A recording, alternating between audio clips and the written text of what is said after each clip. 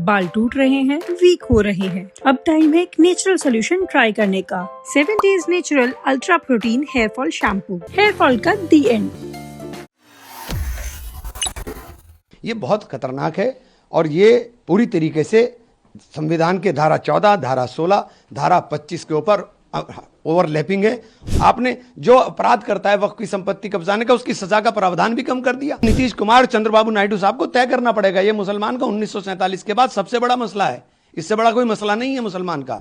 ये गरीब, यतीम, मिस्कीन के काम नहीं, ये तो छीनने का काम हो रहा है। लूट मच गई है। देखिए, हम लोग डिस्कशन करने के लिए तैयार हैं, लेकिन मैं आपको सत्यता कुछ बताना चाहता हूँ।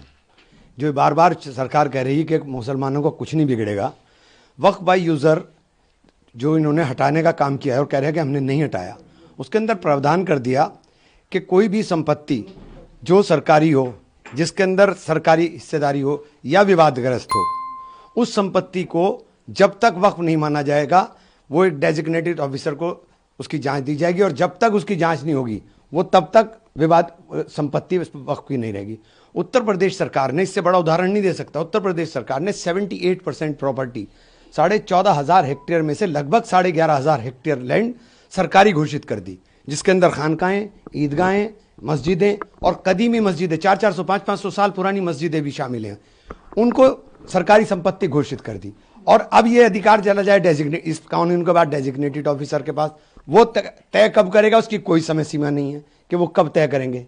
तो ये जो विवाद की स्थिति पूरे देश में खड़ी होनी है, ये बहुत खतरनाक है और ये पूरी तरीके से संविधान के धारा 14, धारा 16, धारा 25 के ऊपर ओवरलैपिंग है और संविधान के साथ पूरी तरीके से मजाक करने का काम किया जाए। अब जब कांग्रेस कह रही है कि इंडिया अलायंस की पार्टियां विरोध करेगी, जब जेपीसी की 80 बैठक हुई है, जो प्रॉब्लम्स आपने गिनाई, इसको क्या जेपीसी में सब चीजें हमने गिनाई, बोल कर नहीं गिनाई, हमने लिख करके गिनाई है।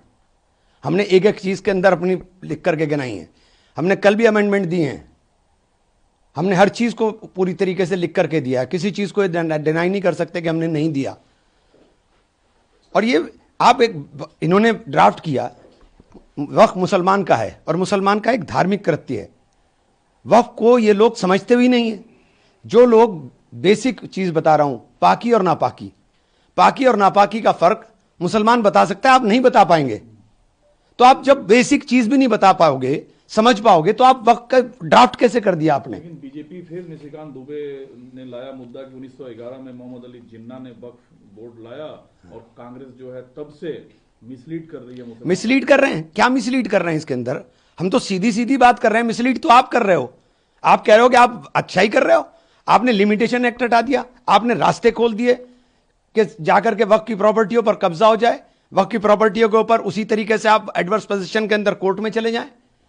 आप रास्ते खोल रहे हो। करोड़ों रुपए की संपत्ति का किराया 200 रुपए आ रहा है, उसे बढ़ाने की बात नहीं कर रहे हो। आपने जो अपराध करता है वक्फ की संपत्ति कब्जाने का, उसकी सजा का प्रावधान भी कम कर दिया।